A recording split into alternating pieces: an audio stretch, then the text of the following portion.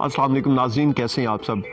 नाज़रीन, एक दफ़ा यूँ हुआ कि अमेरिका में एक शख्स को सज़ाए मौत हो चुकी थी, जेल में कैद था। डॉक्टर्स जो हैं वो गवर्नमेंट के पास गए और उन्होंने रिक्वेस्ट की कि हम एक छोटा सा एक्सपेरिमेंट करना चाहते हैं विद योर परमिशन। तो गवर्नमेंट ने इजाज़त दे दी कि ठीक है, अब तो उसे वैसे भी सज़ाए मौत देनी है, अगर वो रियासत के किसी काम आ सकता है तो इससे अच्छी क्या बात हो सकती है।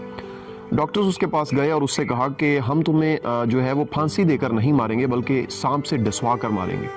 और वो शख्स जो बचपन से ही सांप के नाम से बहुत खौफज़दा था, जब उसने ये बात सुनी तो वो मिन्नतें करने लग गया, उनके पाँव पड़ गया कि मेहरबानी फरमाएं, ऐसा मत करें। लेकिन डॉक्टर्स ने उसकी एक ना सुनी। अगले दिन जब मतलब जो उसकी फांसी का दिन मुकर्रर था, उस दिन जो है वो डॉक्टर्स ने उसे सांप दिखाया, उसकी मतलब रूम में छोड़ दिया और उसकी आंखों पे पट्टी बांध दी। सांप तो गो के बाद में जो है वो पुलिस वालों ने पकड़ लिया, लेकिन डॉक्टर्स ने एक सुई जो है वो लेके उसके जिस्म में चुभोई, सिर्फ एक पिन छोटी सी, और उसकी मौत वाक़या हो गई। हैरत अंगेज़ तौर पर जब उसकी मौत वाक़या हुई तो डॉक्टर्स जो है वो उसे टेस्ट के लिए ले गए, पोस्टमार्टम के लिए ले गए। तो जब उसकी बॉडी का पोस्टमार्टम हुआ तो उसमें ये चीज़ सामने आई कि सेम वही जहर जो सांप के काटने से जिस्म में प्रोड्यूस होता है, सेम वही जहर उसके जिस्म से निकला। तो इसकी रीज़न क्या थी?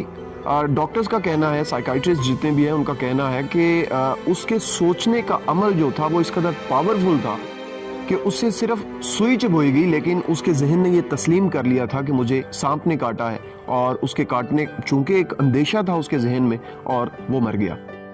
उसकी हैरत अंगेज़ मौत की वजह जो है वो उसकी साइकी बनी, उसकी सोच बनी, क्योंकि उसकी सोच पावरफुल इतनी थी, वो सोच चुका था कि अभी मुझे बस सांप डसने वाला है और मैं मरने वाला हूँ। सुई चुभोने से उसके जिस्म में वही जहर जो है उसके जिस्म ने खुद ब खुद प्रोड्यूस कर दिया। तो इसीलिए दुनिया के जितने भी मोटिवेशनल स्पीकर हैं, साइकाइट्रिस्ट हैं, साइकोलॉजिस्ट हैं, वो यही बात करते हैं कि हमेशा पॉजिटिव रहें, पॉजिटिव सोचें।